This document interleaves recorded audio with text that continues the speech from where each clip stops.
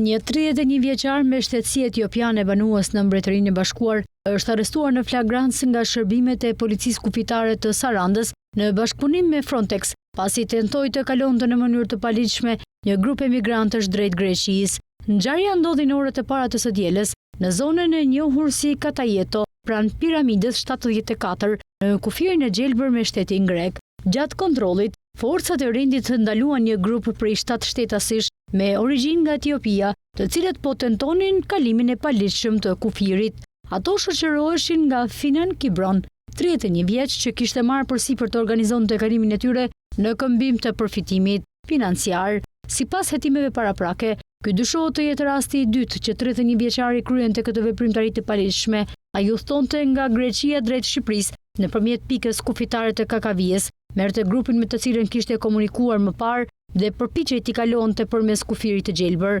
Nëse kalimi realizohej me sukses, një taksi i priste për t'i transportuar më tej brenda territorit grek. Finan Kibron i bë arrestuar për veprën penale dhënie ndihme për kalim të paligjshëm të kufirit shtetëror e parashikuar nga neni 298 i kodit penal.